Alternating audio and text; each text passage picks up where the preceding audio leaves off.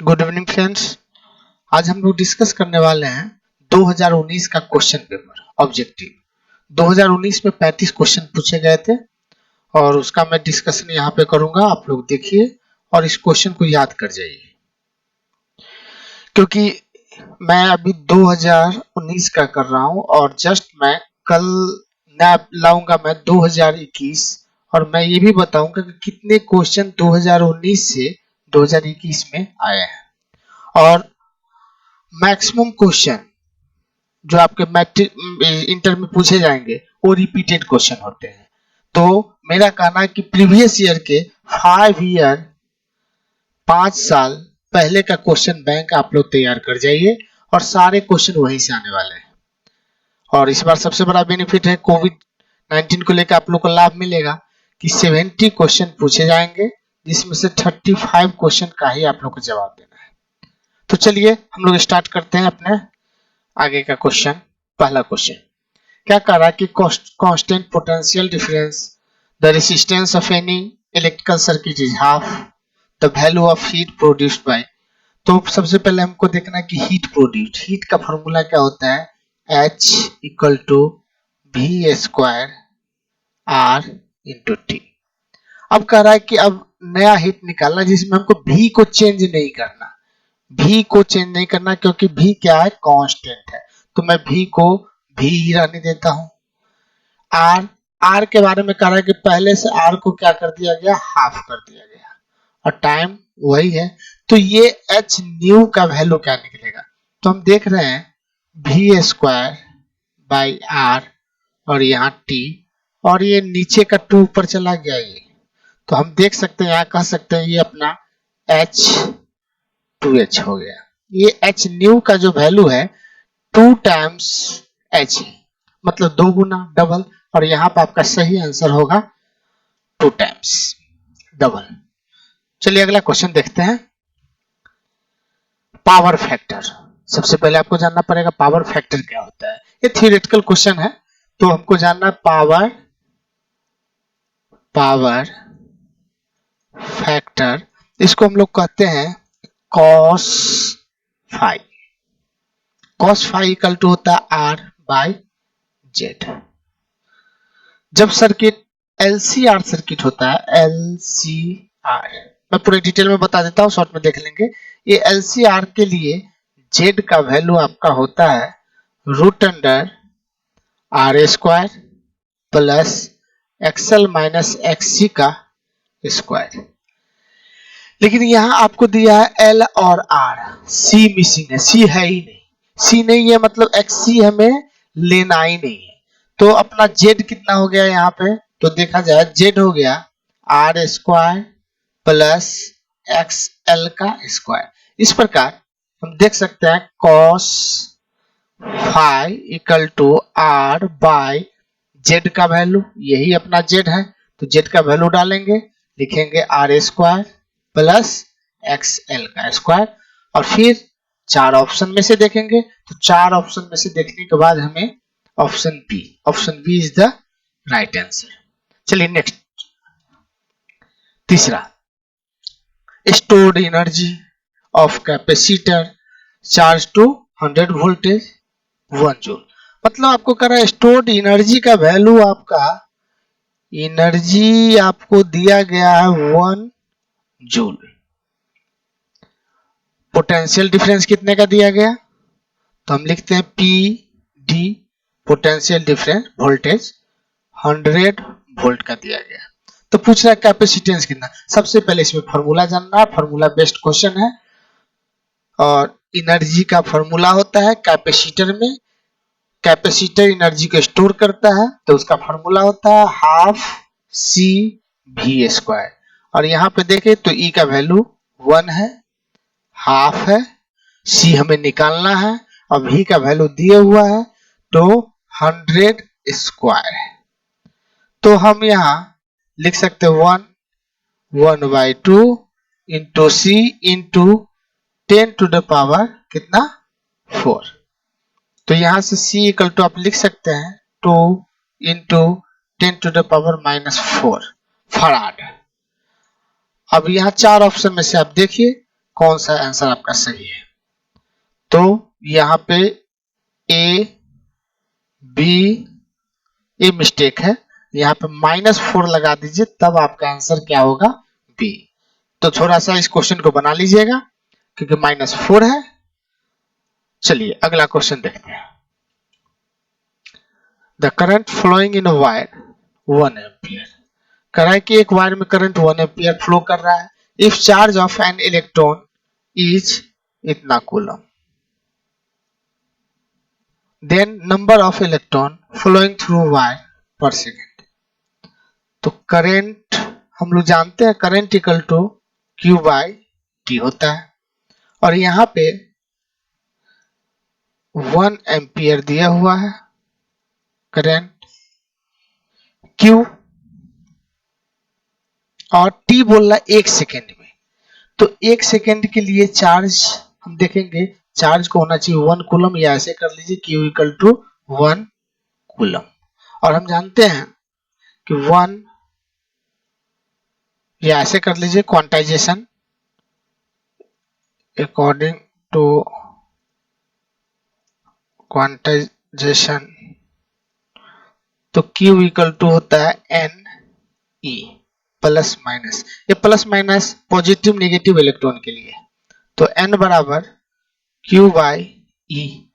यहाँ Q का value क्या है, 1 कूलम, तो 1 बाई इलेक्ट्रॉन का चार्ज कितना, तो 1.6 इंटू 10 टू द पावर -19, और जब ये गुना करेंगे तो हो जाता है अपना 6.25 इंटू 10 टू द पावर 18। तो देखिए यहाँ पे कौन सा आंसर हुआ, बी। चलिए अगला क्वेश्चन देखते हैं, question number 5। The time in which radio active substance becomes half of initial. जब अपने इनिशियल का हाफ हो जाता है रेडियो एक्टिव सब्सटेंस, उसको क्या कहते हैं, हाफ लाइफ कहते हैं। तो डायरेक्ट है। चलिए आगे देखते हैं क्वेश्चन नंबर 6 में। Deviation of thin prism, thin prism का डेविएशन, रिफ्रैक्टिव इंडेक्स अगर म्यू है एंड एंगल ऑफ प्रिज्म ये, तो ये deviation delta equal to n-1 into A, इसका डायरेक्ट फॉर्मूला होता है। अगर थिन प्रिज्म नहीं कहता तब डेल्टा होता है कितना, तो हम लिखते हैं I1 प्लस I2 माइनस ए। लेकिन ये हो गया आपके फॉर थिन प्रिज्म, और ये हो गया थिक प्रिज्म। थिन प्रिज्म का मतलब है कि ए एंगल जो है वो 10 डिग्री से छोटा होना चाहिए। ए का जो वैल्यू है, ये वैल्यू 10 डिग्री, प्रिज्म एंगल का वैल्यू 10 डिग्री से छोटा होता है, उसको हम लोग कहते हैं थिन। तो उसके लिए ये लगाना, अगर 10 डिग्री से बड़ा है ए का वैल्यू, अगर ए का वैल्यू 10 से बड़ा है तो ये आंसर। तो यहाँ पे क्वेश्चन के हिसाब से चलते हैं, option number B. Next question, 2 point charge, ये है are placed at a distance 40 cm in air में रखा गया। Potential energy of system will be, potential energy का फॉर्मूला क्या होता है, पहले आपको ये जानना पड़ेगा। तो पोटेंशियल एनर्जी का फॉर्मूला आता है K Q1 Q2 by R। K का वैल्यू इन एयर, K का वैल्यू इन एयर तो हम लोग देखे हुए हैं पहले क्लास में, 9 into 10 to the power 9। Q का वैल्यू कितना है, तो 10 माइक्रो कूलम, तो माइक्रो का मतलब होता है 10 टू द पावर -6 इंटू फिर से 10 इंटू 10 टू द पावर -6। तो ये आपका हो गया Q1, ये हो गया आपका Q2, ये आपका हो गया क्या K, मैं लिख देता हूँ K, ये हो गया Q1, ये हो गया Q2। अब बाई लिखना है आपको R, लेकिन R आपको दिया हुआ CM में, तो इसको आपको बनाना पड़ेगा मीटर में। तो मीटर में बदलने के लिए क्या करोगे, 100 से भागा दे देना, 100 से भागा दे दिया तो ये कट गया। चलिए अब देखते हैं कितना बचा। तो आप देखिए इसको कैलकुलेशन करके, तो 9 और यहाँ 9/4 9/4 नीचे 10 तो ऊपर 10। हाँ तो आप देखिएगा 9/4 इसका आंसर आता है। और Q2 चार्ज निगेटिव था तो इसके लिए मैं यहाँ पे निगेटिव साइन ऐड कर दूं तो यहाँ निगेटिव, तो आप देखिएगा आपका आंसर आएगा -9/4, जिसको हम लिख सकते हैं -2.25 जूल। ये आपका सही आंसर है। निगेटिव निगेटिव क्यों? क्योंकि एक चार्ज आपका निगेटिव है, एक पॉजिटिव है। तो चलिए इसके साथ अगला क्वेश्चन देखते हैं। क्वेश्चन नंबर 8, एक convex lens emerge in water. अच्छा, एक कॉन्वेक्स लेंस का म्यू का वैल्यू दिया है और ये वाटर का म्यू का वैल्यू, रिफ्रैक्टिव इंडेक्स एंड मतलब रिफ्रैक्टिव इंडेक्स। तो यहाँ हम देख रहे हैं कॉन्वेक्स अभी भी डेंसर है। कॉन्वेक्स जो लेंस है ये अभी भी डेंसर है 1.5, और जिस मीडियम में रखा गया है वो मीडियम क्या है 1.33, जो एक रेयरर मीडियम है, और ये एक क्या है डेंसर मीडियम। इसका मतलब एक कन्वर्जिंग ही रहेगा और कुछ नहीं। अगर ये उलट जाता, अगर लेंस का रिफ्रैक्टिव इंडेक्स कम होता विथ रिस्पेक्ट टू मीडिया तो फिर ये चेंज हो जाता, कन्वर्जिंग से डाइवर्जिंग हो जाता, लेकिन यहाँ एक कन्वर्जिंग ही रहेगा। तो चलिए ऑप्शन नंबर ए, अगला नंबर देखते हैं। The susceptibility of paramagnetic substance is, तो ये थ्योरेटिकल क्वेश्चन है, कांस्टेंट। आगे देखिए, energy of photon of wavelength lambda. Photon का एनर्जी हम लोग पढ़े हुए हैं E = hc/λ, तो इसमें कुछ सोचना ही नहीं है, सीधा ऑप्शन नंबर बी। आगे चलते हैं। लाइट ओज इट्स कलर इज, ये दो बातों पे डिपेंड करेगा। लाइट देखिए V = हम लोग जानते हैं न्यू लैम्डा, तो लाइट का वेलोसिटी ये तो हम लोग जानते हैं हमेशा कांस्टेंट होता है, कितना, तो 3 × 10⁶। अब देखिए ये वैल्यू चेंज करता रहता है, ये वैल्यू हमेशा चेंज करता है। तो आप कह सकते हैं फ्रीक्वेंसी पे भी और वेवलेंथ पे भी, यहाँ फ्रीक्वेंसी है तो आप इसका आंसर ये दे सकते हैं। चलिए तो लाइट का देख लीजिए 3 × 10⁸ मीटर पर सेकेंड, या आप कह सकते हैं 3 × 10⁵ किलोमीटर पर सेकेंड। ये सी का वैल्यू हम लोग याद करते हैं। चलिए आगे देखते हैं फिर। Power of electric circuit, power of an electric circuit. Power, तो पावर का फॉर्मूला है, कुछ तो करना नहीं है, V²/R लिख दिया, तो इस प्रकार आंसर आपका सी हो गया। चलिए अगला क्वेश्चन देखते हैं। 13 नंबर, द इलेक्ट्रिक पोटेंशियल, क्या पूछा गया, electric potential in equatorial position of electric dipole P का पूछा गया आपका। तो सबसे पहले देख लेते हैं, ये प्लस है ये माइनस है, सॉरी ये माइनस ये प्लस, ये लाइन है, और इसका इलेक्ट्रिक पोटेंशियल V का वैल्यू होता है 1/4πε0 P cos θ/r²। लेकिन जब ये 90 हो जाए ये वैल्यू, तो हम जानते हैं 90 हो जाए तो cos 90 = क्या होगा 0। देन अगर इसका वैल्यू अगर 0 पुट कीजिएगा तो V = क्या हो जाएगा 0। तो इस केस में हमारा आंसर क्या होगा, ऑप्शन डी। क्योंकि देखिए हम लोग को ध्यान रखना है कि ये फॉर्मूला होता है, इसमें cos θ का वैल्यू 0 हो गया इसलिए, क्योंकि ये फॉर्मूला तब होता है जब ऐसे होता है, ये थीटा होता है, ये थीटा धीरे धीरे बढ़ के जब 90 हो जाएगा तो 0। चलिए अगला क्वेश्चन देखते हैं। The working of dynamo is based on principle of electromagnetic induction. The modulation index in amplitude modulation. अच्छा, ये मॉड्यूलेशन इंडेक्स एक फॉर्मूला जानना पड़ेगा। मॉड्यूलेशन इंडेक्स क्या होता है, तो AM/AC। ये AM क्या है, सिग्नल का एम्पलीट्यूड है, AC क्या है, तो कैरियर का एम्पलीट्यूड, और हम जानते हैं कैरियर जो है वो हाई फ्रीक्वेंसी का कैरियर लिया जाता है और उसका एम्पलीट्यूड भी बहुत बड़ा होता है सिग्नल के रिस्पेक्ट में। तो देखिए ये हो गया आपका छोटा और ये डाटा जो हो गया आपका बहुत बड़ा है। तो छोटा बाई बड़ा क्या मिलेगा आपको? तो हमेशा ये आएगा 1 से छोटा या बराबर, मतलब म्यू का वैल्यू, म्यू से हम लोग मॉड्यूलेशन को लिखते हैं, और 0 से बड़ा। तो इसके question number answer number B is the right answer. चलिए अगले देखते हैं, क्योंकि ऑब्जेक्टिव है जल्दी जल्दी खत्म करना पड़ेगा। हाँ, अगर डिस्कशन रहता है एक एक क्वेश्चन पे तो इसका लंबा डिस्कशन जाता है, लेकिन हमें जल्दी देखना है।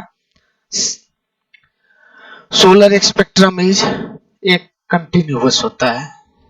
अगला unit of surface charge density, ये सब बहुत आसान है। यूनिट ये हम लोग लिखते हैं क्यू बाय एरिया, और आप जानते हैं क्यू का यूनिट होता है कूलम, एरिया का क्या होता है नीचे मीटर स्क्वायर। इसके हिसाब से हमारा आंसर फर्स्ट। अगला number, the wave front due to point source at finite distance.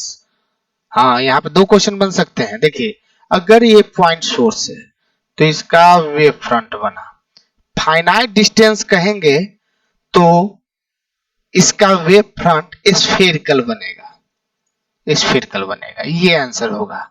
अगर क्वेश्चन में ये होता if infinite source, sorry if infinite distance, अगर दूरी बहुत ज्यादा होता, मतलब ये अगर पॉइंट सोर्स से यहां पर हम देखते तो ये छोटा सा अगर एरिया लेते तब ये प्लेन हो जाता है, लेकिन क्वेश्चन पूछा गया है कि एक फाइनाइट डिस्टेंस के लिए, तो आपका सही आंसर हो जाएगा स्फेरिकल। चलिए अगला देखते हैं, रेसिस्टेंस ऑफ आइडियल एमीटर। पहले एमीटर कैसे बनाया जाता है देख लीजिए। तो यहाँ आपका गैल्वेनोमीटर है और इसमें एक शंट रेसिस्टेंस जोड़ा जाता है, और हम जानते हैं इस शंट रेसिस्टेंस का वैल्यू बहुत छोटा होता है, क्योंकि जितना छोटा होगा उतना ज्यादा करंट को ये खींच लेगा, उतना कम करंट इसमें जाएगा, लेस करंट जाता है इसमें, ठीक है जनरली से। लेकिन यहाँ पूछा गया आइडियल, तो ये शंट करंट ये लेस होता है, बहुत लेस, और इसका करंट क्या होगा, आई का जो वैल्यू होगा ये हाई हो जाएगा। तो इतना लेस, अगर बहुत ज्यादा लेस हो जाएगा, कहा जाता है आइडियल के लिए, तो इतना लेस जिसको हम लोग लगभग जीरो कंसीडर करते हैं। हाँ, यही अगर क्वेश्चन अगर ये पूछ देता कि आइडियल, देख लीजिए अगला क्वेश्चन भी मैं बता देता हूं, आइडियल एमीटर के जगह पे अगर वोल्ट मीटर होता तो वोल्ट मीटर ऐसा होता है, और यहां पे एक हाई रेसिस्टेंस होता है इसमें। वोल्ट मीटर में क्या होता है, हाई रेसिस्टेंस। तो आप पूछता है कि आइडियल वोल्ट मीटर, तो इस हाई को हम कह देते क्या, इनफाइनाइट। तो वहां पे आंसर हो जाता है इनफाइनाइट। आप लोग याद कर लीजिएगा, आइडियल एमीटर के लिए zero resistance, ideal volt meter के लिए इनफाइनाइट। चलिए अगला देखते हैं, when two bulb of power 60 watt 40 watt are connected in series, then power of their combination will be। ओ, तो देखिए सबसे इस क्वेश्चन है न्यूमेरिकल है, इसको बनाना पड़ेगा। एक बल्ब एक दूसरे बल्ब को मैंने जोड़ दिया, ये आपका 60 वाट है और ये आपका 40 वाट है, ठीक है। अब इसका रेसिस्टेंस R1 हो सकता है, इसका रेसिस्टेंस R2। तो सबसे पहले इसका हम रेसिस्टेंस निकालने क्वेश्चन, तो वाट बराबर क्या होता है, तो आप लोग जानते हैं वाट बराबर V स्क्वायर बाय R1। तो अगर हम R1 निकालें तो क्या हो जाएगा, V स्क्वायर बाय W। और जहां देखा जाए तो V स्क्वायर है और W का वैल्यू कितना है 60। इसी प्रकार यहाँ का वाट देखा जाएगा वाट 2 बराबर, तो यहाँ भी V स्क्वायर बाय R1 लिखेंगे। R1, तो यहां से भी हम निकालें R1 का वैल्यू, तो क्या निकलेगा, अपना R1 का वैल्यू निकल जाएगा watt by V square by watt. तो V स्क्वायर बाय वाट का वैल्यू कितना है अपना 40। इक्विवेलेंट रेसिस्टेंस अगर निकाला जाए तो 1 बाय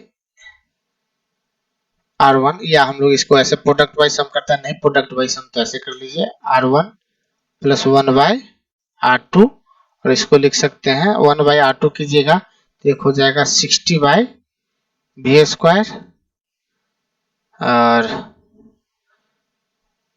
ये हो जाएगा 40 बाय V स्क्वायर। नहीं, कुछ तो गड़बड़ हो गया यहाँ।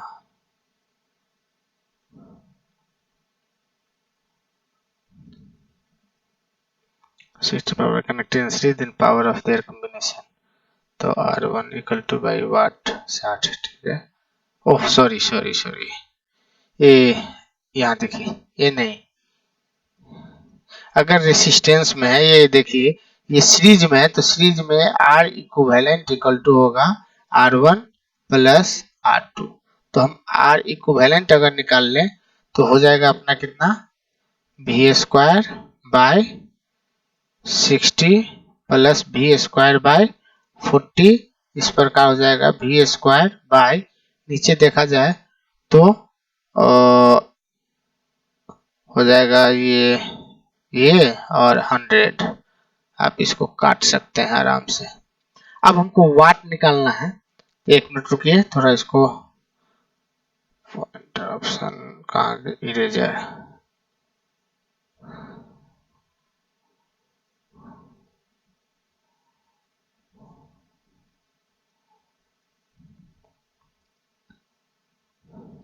हाँ, तो यहाँ पर हम लोग देख सकते हैं कि आपका R इक्विवेलेंट निकल गया। तो अब हम वाट जब निकालने जाएंगे फिर से लिखेंगे V square bye R equivalent, और V स्क्वायर का वैल्यू जो है V स्क्वायर, और R इक्विवेलेंट का वैल्यू हम जानते हैं कि है V स्क्वायर बाय 24, इसे कट जाएगा और आंसर आपका आ जाएगा 24। इसका आंसर कितना हो जाएगा 24। या एक ट्रिक के माध्यम से हम लोग भी जानते हैं कि अगर दो का पावर दिया हो और सीरीज में हो तो सीरीज में R रेसिस्टेंस सीधा जुड़ता है, याद रखिएगा, resistance R equivalent equal to R1 plus R2 होता है। अगर पावर का जोड़ करते हैं, यहाँ के लिए जो ट्रिक इस्तेमाल कीजिएगा पावर का, तो प्रोडक्ट बाय सम करते हैं, तो प्रोडक्ट मतलब P1 P2 bye P1 plus P2। तो अब देखिए एक 60 इंटू 40 है बाय 100 है, तो एज ए ट्रिक लगा के भी आप इसका आंसर निकाल सकते हैं। चलिए अगला देखते हैं। In earth's magnetic field BH, the frequency of oscillation of magnetic needle is n।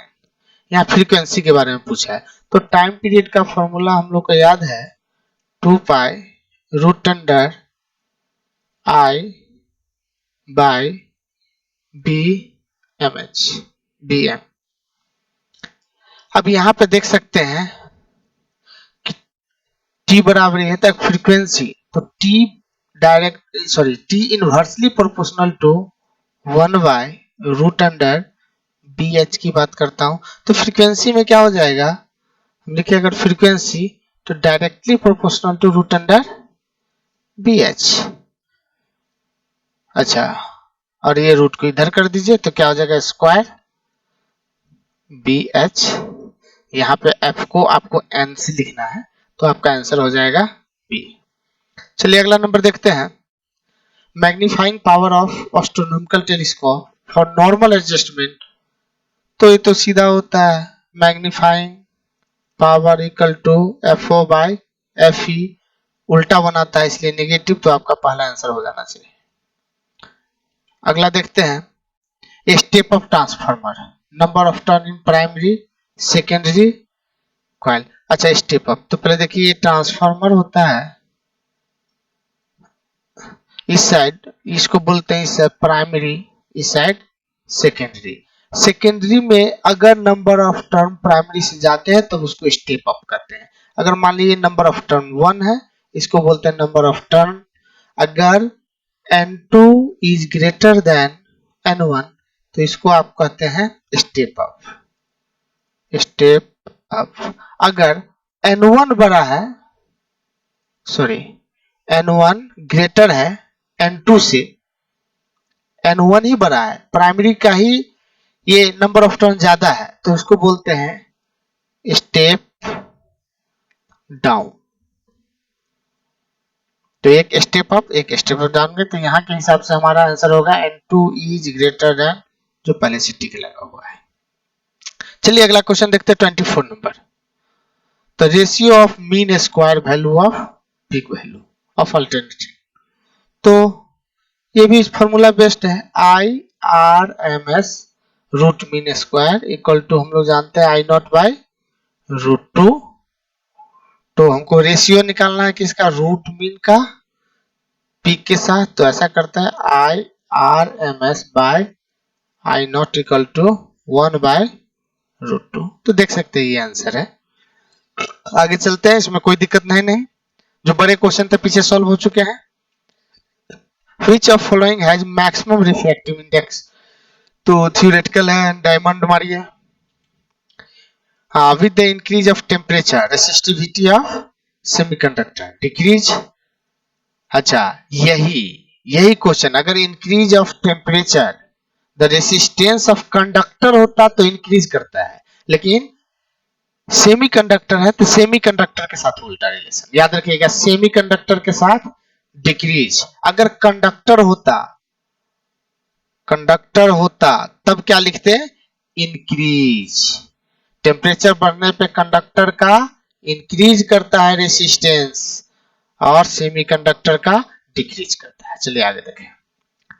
Cylindrical lens are used to correct eye defect called astigmatism, ये सही है। आगे देखिए, direction of propagation of electromagnetic wave. ओ देखिए, यहाँ पर बच्चे अक्सर गलती कर लेते हैं। ये तो जानते हैं कि B क्रॉस E होगा या E क्रॉस B।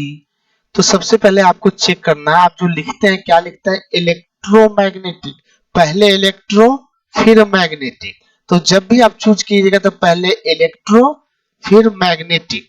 आपका आंसर ये आंसर नहीं होगा, कुछ बच्चे मार के आ जाते हैं। अगला देखिए, torque experienced by current loop magnetic moment placed in magnetic field B is, तो टॉर्क m क्रॉस B जानते हैं। आगे, height of TV tower at a certain place 245 meter, the maximum distance up to which its program can be received is। आपको D निकालना है, numerical form D equal to होता है root अंडर 2HR, जहां H equal to height of TV tower. तो TV tower का height 245 metre. Radius of earth, ये क्या है, रेडियस ऑफ अर्थ। तो हम लोग जानते हैं रेडियस ऑफ अर्थ को लिखते हैं 6400 किलोमीटर, लेकिन यहां मीटर में चाहिए, तो आपको क्या लिखना पड़ेगा, 64 इंटू 1 2 और 10 के पावर 5 पहले से आ गया। अब देखिए, इसको गुना कीजिए, निकालिए, तो आपको आ जाता है ये 56 और इतना मीटर, 56,000 मीटर, जिसको हम लोग लिखते हैं 56 किलोमीटर। कैलकुलेशन आप कीजिए। देखिए, 5 यहां से निकल गया है, 1 0 यहां से, 5 दूनी 10 करते हैं तो 1 0 आता है, 3 निकलता है, फिर आपका निकल जाएगा। अगला देखिए, बस इसमें आपको ये फॉर्मूला याद रखना है, D इक्वल टू क्या याद रखना है, रूट अंडर 2HI। और ये बहुत VVI क्वेश्चन है, पहले 2 नंबर में 2 मार्क्स में आते थे, अब इसको ऑब्जेक्टिव में डाला गया, ये क्वेश्चन करके ही जाइएगा। The value of angle dip at earth magnetic pole कितना, 90 डिग्री, इसमें तो सोचना ही नहीं है। आगे देखिए, the boolean expression for NAND gate. तो नैंड एंड क्या होता है, तो एंड का मतलब उससे थ्योरी में पढ़ते हैं गुना, मल्टीप्लिकेशन। तो y equal to A B होता था। यह कह रहा नैंड, तो नैंड का मतलब हो गया ए डॉट बी के ऊपर बार। तो इसमें से कौन सा आंसर है? इसमें से तो कोई आंसर ही नहीं है, इसमें से तो कोई आंसर ही नहीं है। तो ऐसा करते हैं, आंसर ये लगा के ऊपर में बार देना जरूरी है, बिना बार का नहीं होगा। तो ये आंसर हो जाएगा आपका। चलिए, if Q charge is placed inside any spherical surface then total flux coming out from whole surface will be. कह रहा है कि कोई चार्ज है एक स्फेरिकल सरफेस के अंदर डाल दिया गया, तो टोटल फ्लक्स कितना? ये तो गॉस सरफेस, तो गॉस लॉ लगाइए। गॉस लॉ क्या कहता है? फाई इक्वल टू, मतलब यही प्लस इक्वल टू फाई में total flux equal to 1 by epsilon naught times Q enclose. तो यहां से आप देख सकते हैं आपका ये बी नंबर सही ऑप्शन है। In an alternating current circuit, the phase difference between current I and voltage is phi. Then wattless component of current will be.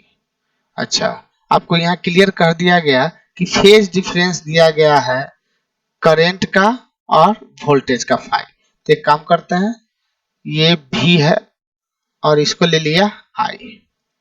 ये एंगल कितना है अपना? थीटा। ऐसा करते हैं, आई का कंपोनेंट यहाँ लिखेंगे तो आई कॉस फाई और इसके 90 डिग्री में ले आते हैं। इस पे आई का कंपोनेंट क्या हो जाएगा? आई साइन फाई। और आई कॉस फाई को बोलते हैं वाटफुल और इसको बोलते हैं वाटलेस। तो आपको क्या पूछा गया है? वाटलेस।